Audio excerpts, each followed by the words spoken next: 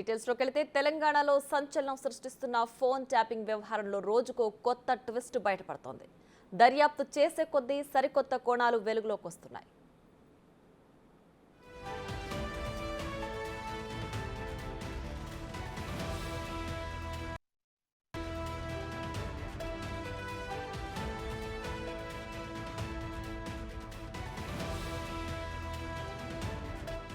Task force మాజీ OSD Radhakishan రావు విచారణలో సంచలన విషయాలు బయటపడ్డాయి. రాధాకిషన్ బీఆర్ఎస్ పార్టీకి అనుకూలంగా వ్యవహరించినట్లు గుర్తించారు. ఎన్నికల వేళ ఆ పార్టీకి ఆర్థిక వనరులు సమకూర్చడం కోసం తన బృందాన్ని రంగంలోకి దింపారు. ఈ క్రమంలో ఏకంగా టాస్క్ ఫోర్స్ వాహనాల్లోనే డబ్బు తరలించినట్లు గుర్తించారు. హైదరాబాద్ నుంచి పలు ప్రాంతాల్లోని అభ్యర్థులకు డబ్బు పంపడంలో ఈయన కీలకంగా వ్యవహరించారు. పోలీసు వాహనాలైతే అనుమానం రాదనే ఉద్దేశంతో ఇలా ప్లాన్ చేశారు.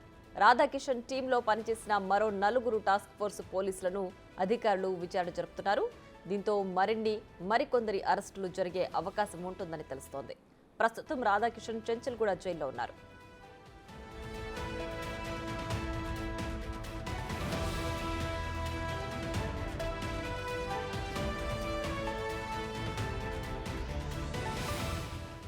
చెంచల్గూడ జైల్లో జ్యుడిషియల్ రిమాండ్లో ఉన్న అదనపు ఎస్పీలు భుజంగరావు, తిరుపతనను హైదరాబాద్ పోలీసులు 5 రోజుల కస్టడీకి తీసుకున్నారు. మొదటి రోజు కస్టడీలో 6 గంటలు మాత్రమే విచారించినట్లు తెలుస్తోంది. మరోవైపు అదుపులోకి తీసుకున్న Rachakonda IT cell inspector Gattumallu నుంచి వాగ్మూలం తీసుకున్న అనంతరం వదిలేశారు.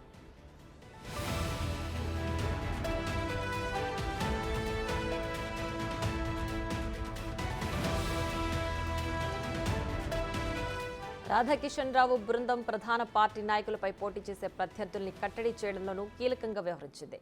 దీనికోసం ముందుగా పలువురు నేతలు, వ్యాపారుల ప్రొఫైళ్లు రూపొందించి ఎస్ఐబి కార్యాలయంలో ప్రణీత్ రావుకి ఇచ్చేవారు. కదలికలు, కార్యకలాపాలపై సాంకేతిక సాయంతో రహస్యంగా సమాచారం సేకరించిన ప్రణీత్ తిరిగి రాధాకిషన్ రావుకు చేరవేసేవారు.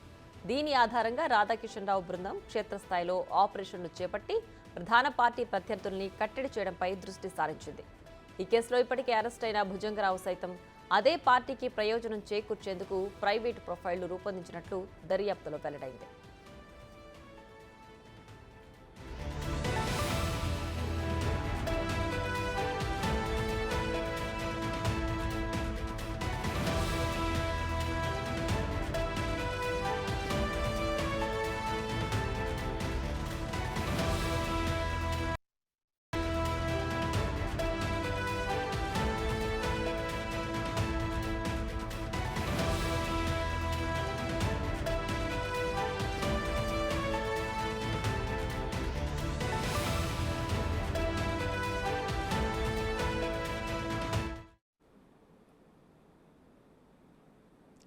ఇక ఇదే అంశానికి సంబంధించి మరింత సమాచారం మా ప్రతినిధి రాంప్రసాద్ లైవ్ లో అందించడానికి సిద్ధంగా ఉన్నారు.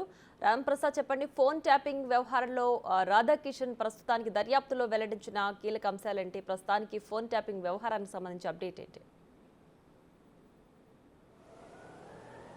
ఎస్ ప్రియా, మనం చూసినట్లయితే తెలంగాణ రాష్ట్ర వ్యాప్తంగా కూడా సంచలనం లేపినటువంటి ఫోన్ ట్యాపింగ్ కేసు ఏదైతే ఉందో ప్రతిరోజు నిందితుల నుంచి వస్తున్నటువంటి ఏదైతే విషయాలు సంచలనమైనటువంటి విషయాలు వెల్లడిస్తున్న నేపథ్యంలో మరికొంతమందిని అరెస్టుల పర్వం అయితే ఇక్కడ పోలీస్ శాఖ కొనసాగిస్తూ ఉందని చెప్పవచ్చు. మనం ఇప్పటికే చూసినట్లయితే ఫోన్ ట్యాపింగ్ వ్యవహారంలో ప్రధాన నిందితుడిగా ఉన్నటువంటి మాజీ డీఎస్పీ ఎవరైతే ఉన్నారో ప్రణీత్ రావు వెల్లడించినటువంటి వివరాల ఆధారంగా అయితే ఇప్పటికే అడిషనల్ ఎస్పీలుగా ఉన్నటువంటి తిరుపతన్న, భుజంగరావును అరెస్ట్ చేయడం జరిగింది. అంతేకాకుండా నిన్న చూసుకున్నట్లయితే రాధాకిషన్ రావును కూడా అరెస్ట్ చేసిన నేపథ్యంలో తాను వెల్లడించినటువంటి కొన్ని కీలక విషయాల్లో అయితే కొంత పోలీసులనే ఆశ్చర్యానికి గురి చేశాయని చెప్పవచ్చు. ఎందుకంటే ఎన్నికల సమయంలో ఏదైతే డబ్బులు పంపిణీ జరుగుతుందో, అంటే డబ్బులు ఒక ప్రాంతం నుంచి ఒక ప్రాంతం చేరవేస్తున్నటువంటి విషయాలను కూడా ఫోన్ ట్యాపింగ్ ఆధారంగా తెలుసుకొని వాటిని పట్టుకొని స్వలాభం కోసం వాడుకున్నారని చెప్పడంతో పాటు ముఖ్యంగా ప్రధానంగా బీఆర్ఎస్ పార్టీ గత ప్రభుత్వం కావడంతో బీఆర్ఎస్ పార్టీ పెద్దల సూచనల మేరకు అయితే బీఆర్ఎస్ పార్టీకి సంబంధించినటువంటి ఎలక్షన్ ఫండ్ను కూడా పోలీసు వాహనాల్లోనే తరలించినట్టు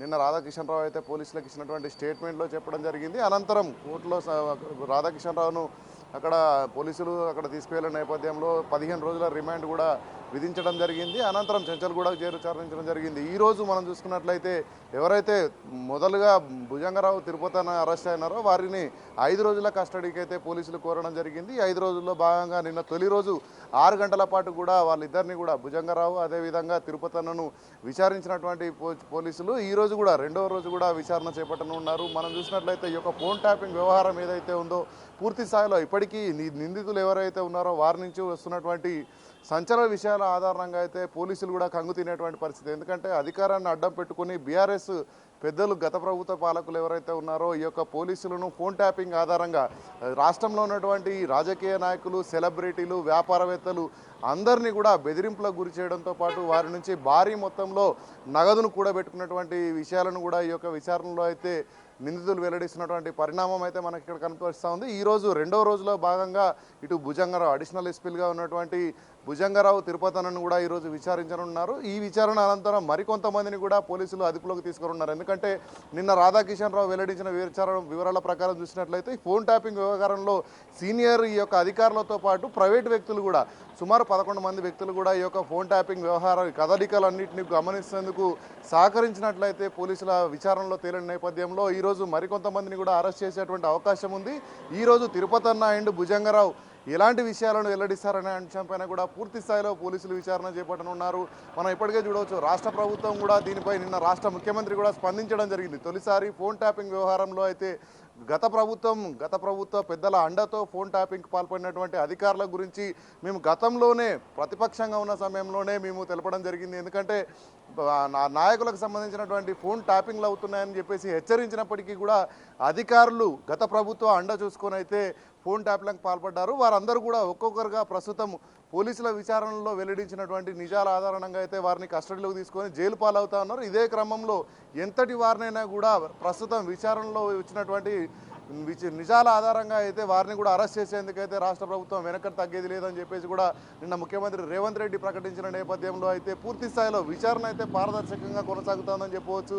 ఎందుకంటే ఈ విచారణలో ఎవరైతే నిందితులుగా ఉన్నారో ఫోన్ ట్యాపింగ్లో పాల్పడి వారికి సహకరించినటువంటి వ్యక్తులందరినీ కూడా క్షుణ్ణంగా పోలీస్ శాఖ అయితే ఇక్కడ ఒక్కొక్కరిని విచారిస్తున్నటువంటి పరిస్థితి ఇక్కడ మనకు బంజారాహిల్స్ పోలీస్ స్టేషన్లో ఉంది. Priya. Right Ramprasad, thanks for the updates.